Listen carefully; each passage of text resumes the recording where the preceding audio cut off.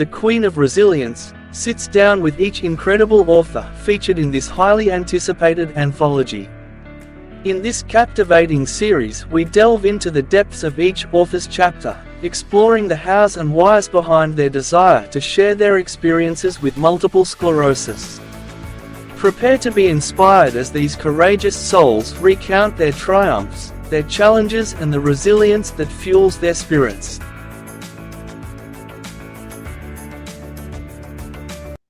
Welcome back, listeners, to Whispers of Resilience, our MS stories. Today I've got with me Kerrie. How are you, Kerrie? I'm well, thanks, Justine. Now, Kerrie came in late to writing the chapter, and we'll get in a moment as to why she wanted to write her chapter with us. She's doing some writing classes for the next 3 months, continuing on. I think she's got the bug of writing now. Do you want to share what you're hoping to produce this year? Well, of course, the MS chapter for yourself and the short poem book. My creativity comes through all the time, and just get everything down on pen and paper. And my support workers have been encouraging me, to write a book. So hence, through the universe, I've met you, and it's all happening this year. How did we meet, Kerrie? I was trying to think which webinar it was that you were at. Which one was it? It's for the MS World MS Day. Okay, so yes, the World MS Day that Alison and I did, and Alison's also one of the co-authors in Whispers of Resilience. So the universe was looking after us, wasn't it, Kerrie? It was, and I would follow you for the Just Arts. I think maybe a couple of years ago said something to do with art, and it sort of intrigued my interest, and it's gone from there. Yeah. Awesome. So Kerrie, why did you want to contribute your chapter into the book?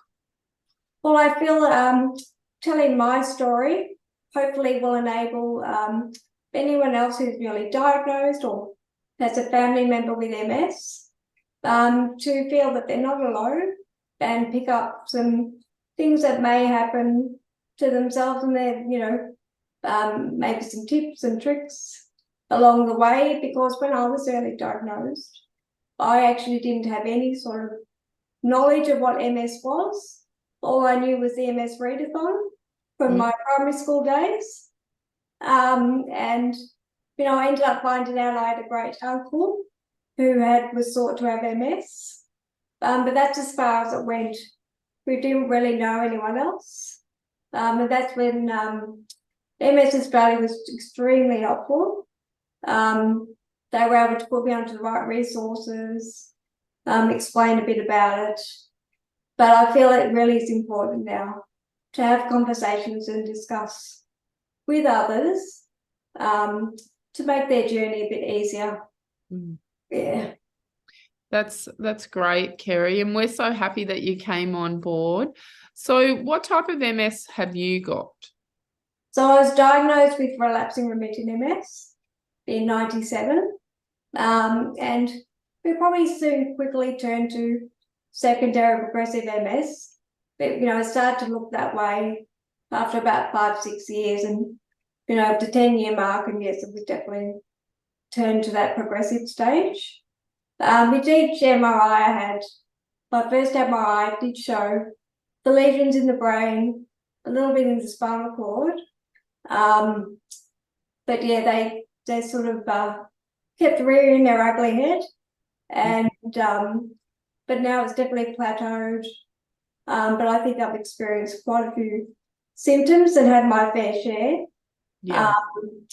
And yeah, I'm on a stable path at this stage. Yeah.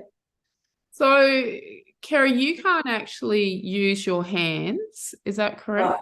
Yeah, that's correct. So my legs were the first thing to sort of, to majority, to have difficulty walking, weakness, but little bit by little bit.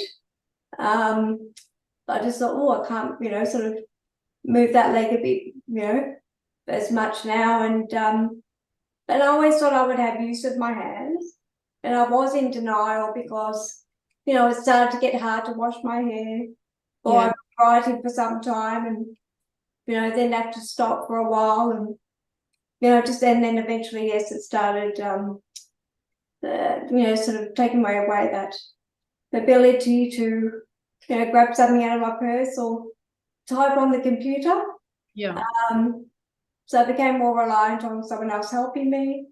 And over time, I remember at one stage, my dad, he had a accounting business from home. One of his clients used hand controls for driving.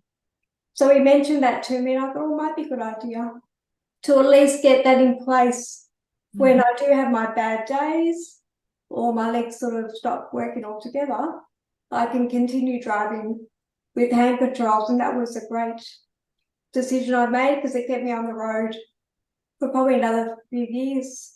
Yep. Driving with the hand control. So it was a smooth transition because, I'd sort of, I suppose looked ahead a bit. Yeah. I mean, I wasn't, I'd rather an easy transition than all of a sudden, I could no longer do that. Yeah. Yeah. But, yeah. Now, tell me about your mouth paintings. Yeah. All right. So, I did go through quite a depressive stage for quite some time, and one of the support workers at the time, she paints for a bit of a hobby, and she said to me, Kerrie, would you be interested in mouth painting? And being depressed, I straight away said no. No, and didn't take the conversation further, but obviously that seed had been planted for me. And a few weeks later, an art competition email came through for a disability service provider. And I sort of thought, you know what, that's a bit of motivation, let's get my creative juices going. And I sort of said to the support worker, that mouth painting you asked me about? Well, I would love to try it. So it was a matter at the time I was using my iPad, but I had a mouse stylus, which is a long mouse stylus. So what I did was attach a paintbrush to that mouse stylus just with masking tape. And she got some paints for me. I set up a canvas, and but I've never really been a great artist, so I'm thinking, well, what can I do? And at that stage, all I could think was maybe some lines up and down. I thought, let's divide the canvas, do the colours of the rainbow, and also a couple of weeks earlier, this same carer had, I've been tidying up the drawers at home, and I found my English Year 12 folder. And inside was a VCAT, one of my assessment tasks, and I'd written a short poem. And she'd seen it, and she said, oh, wow, Kerrie, this is definitely great, and your creative side is coming through. So what I did, I thought I'd incorporate the painting with the poetry. So my support workers we chose together one particular verse from that poem, and I put that in the middle of the painting, and I called it The Conqueror. And I entered the competition, and I ended up getting People's Choice Award. Well done. So that really got me motivated to try a bit more painting. I did enjoy the painting.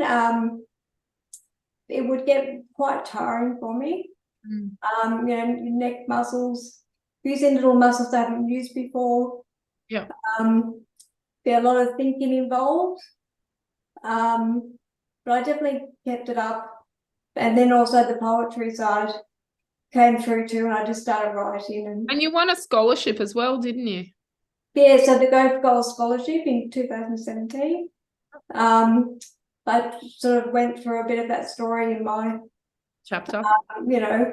In what I wrote up, and they were really happy with that, and it was awesome. So that enabled me to get all the extra paints and the canvases, and that's what I did as well, because I won it. I think it was about 2013, 14. I won my Go for Gold scholarship, and that was a game changer. Yes, for me in my business, with my painting and drawing, and then later on helping other people with my art wellness classes. So if you're sitting out there and you're listening and you've got MS and you live in Australia, go for one of their Go for Gold scholarships. I entered the year before and didn't get anything, but then was encouraged to re-enter again. And they have lots of different sections. Not sure how much the scholarship money is now. Do you remember how much you won, Kerrie? It was actually $4,000. Wow. Yeah, because at the time it was 3,000. I think they were so impressed that they gave me that extra 1,000. So I was really honoured. Yeah.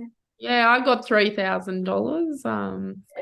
I bought lots of canvases, art pads, paints, paint brushes, and a camera as well. So I'm very fortunate. If someone who is listening now is newly diagnosed, what advice could you give them, Kerrie? Yeah, I suppose my first tip that I found really helpful was to have a diary. So it didn't matter if I thought my memory was affected or not, but to have a diary. And that diary could be writing down the daily tasks, thoughts I may have, symptoms I was having, because it was always helpful to refer back. Because I did have a little bit of that memory cognition issues. Yeah. But with everything going on, because it can be overwhelming, I found it great to write things down. So for me, that was pretty much a must. I remember, the MS nurse saying to me on the days that you really can't do much. Just even if it's 5 minute, 10-minute blips, just picking up a few things around the house. But don't get stressed or upset with yourself for not being able to, do everything that day or that week. It's okay, but still look after myself. Eat well, keep up the fluids, good old water, and and keep my activities going as much as I could. So, like my yoga. What self-care do you still now do, Kerrie? Yeah, so once a week I do a yoga session. I have a gorgeous auntie and my mum that helped me to do that at home. So it's a lot of stretching and limbering. I still try and do a lot of the postures that I can, but the benefit of yoga is it's so adaptable. Yes. So you can, and obviously it's using the breath a lot as well, which I've got to, more practicing opening up my lungs better. But yeah, it's amazing. It's helped so much. So you do yoga or anything else for self-care? Obviously my creativity with the writing, do a poem. So when anything, I might get something in the middle of the day and I'll let's write this down, or something sparks my interest on TV, whether it's for a movie or music. I love listening to music. Music can change your mood. So if I'm having a bit of a down day, I'll put an uplifting song on, and it's upwards, and even just turning a frown into a smile. I don't have to be happy about something, but it doesn't cost anything to relax and to smile, and then it just comes through naturally. Yeah, it does. And when you are smiling, the world feels better. Yeah, it takes up less energy. Yes, less muscles to smile than what it is to frown. And the sunshine, getting out in the sun. Obviously, vitamin D3 is extremely important for people with MS, to get our levels, up. And so I was supplementing with the D3 and K2 spray, and I found that's very helpful too. Yeah, that's right. I supplement as well with vitamin D because it is important. We don't retain natural vitamin D. So we can sit out in the sun, but we don't tend to retain that vitamin D. So it's always important to get your levels checked by your GP. And then, well, I mean, when I was early diagnosed and I did get it checked, it was down to it was like 20. Wow, mine was If I could 39. I was 39 when I started, and I like to keep mine up around 150 now. Yeah, to make Yeah. sure that they're high enough. And that helps with the fatigue. Yes. Definitely helps with the fatigue. Sure. And one thing I noticed definitely with the fatigue is what I was eating. So look, I still eat my takeaway foods, but what I would find, I would go through drive through fast food, and within 10 minutes of eating it, it was like I just ran out of my batteries. I was just so lethargic. The sugar in it. Exacerbated, yeah. Yeah. I don't need all that on top of any other things. Very important to eat, food that isn't highly processed and isn't That's right. white fluffy food is our danger zone, isn't it? There, Kerrie. So anything that's highly manufactured, highly processed, high refined carbs and MS don't go together at all. No. I generally have like a 90-10 rule. 90% of the time I'm good. 10% I occasionally lash out and feel it for the next few days. It's like, why did I eat that? Why did I do that? Yeah. Especially when you go away on holidays, it's like, ooh, I'll just have that. I'm on holidays. But it doesn't quite work that way when you've got an incurable disease. Is there anything that you'd wish that you'd written in your chapter but you didn't? Just thinking about with my mouth painting, I was able to engage with a service provider and get a chin cup done. I think I may have included that in my chapter, but what I want to say is really, the OTs are there to help you, the physiotherapist. I really pick the brain of my physiotherapist and, see what other things are sort of available out there that, might be a different way of looking at something to help the body. Any symptoms that I'm experiencing. I think conversation and having, especially with people that you trust, the professionals, because I suppose we can go off and do our own things, because I did go down a bit of a rabbit hole at one stage. When I was going through my depressive stage, I got caught up in sensation of therapy that was saying it was a cure for MS. Yeah. It's called CCSVI. I was watching videos on it every day, listening to people, all around the world speak about it, and I actually ended up having a test to see if I had narrowing in the neck of my veins in my neck. And at the time, the doctor said, "Oh yes, you've got narrowing on the left side," and I thought, "Oh my gosh!" It was like, great, I have it because I can, get cured now. But at the same time, like, it's scary. Yeah. But I managed to get into a trial at the St. Vincent's Hospital interstate. And my husband and I at the time, drove there, and I had the venogram or venoplasty, and there was no narrowing of the veins. And so it was there was no narrowing of the veins, and it just really was not proven, and it didn't go anywhere. So I spent a lot of time, energy, and money into going down, and all I could focus on was, this magical sort of thing. But of course, it wasn't anything. It was it didn't go anywhere. So I'm definitely cautious now, and that's the thing, like when you're newly diagnosed, particularly when you're newly diagnosed, people will pounce on you that they have a cure.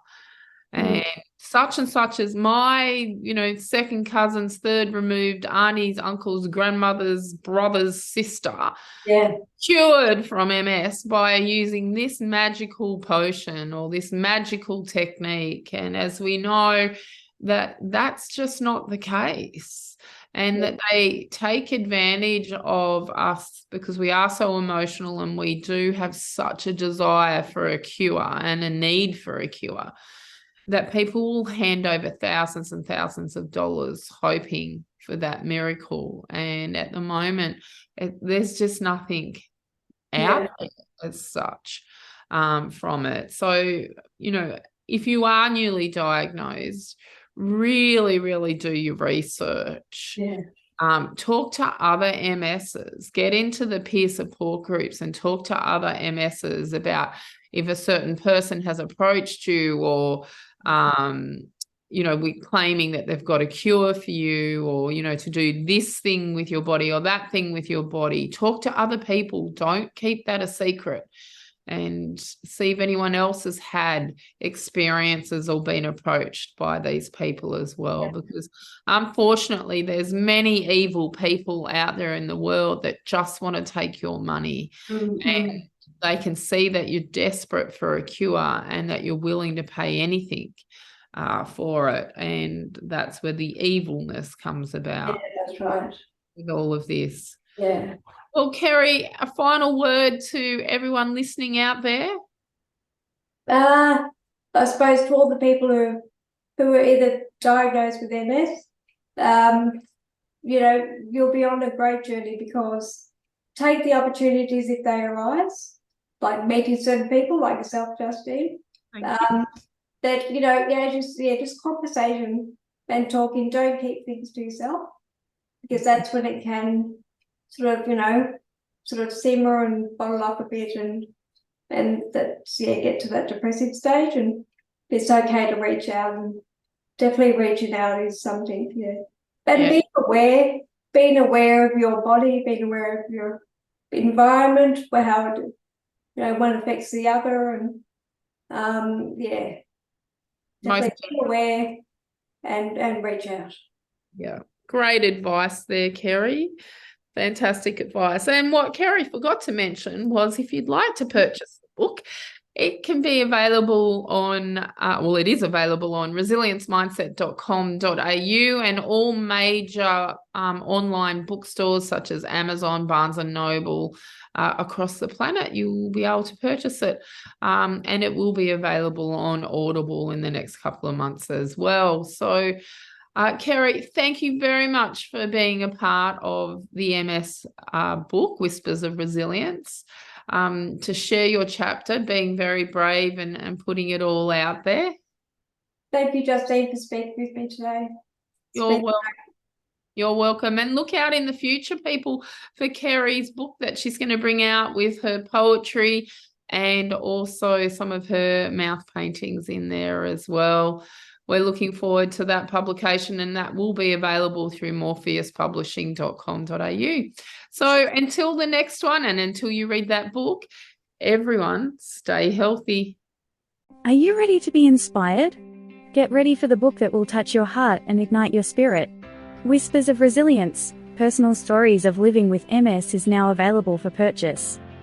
Have you ever wanted to peek into the lives of individuals who have triumphed over adversity? Look no further. This highly anticipated anthology brings together a group of exceptionally talented authors, all living with multiple sclerosis, who share their personal journeys with unyielding honesty and vulnerability.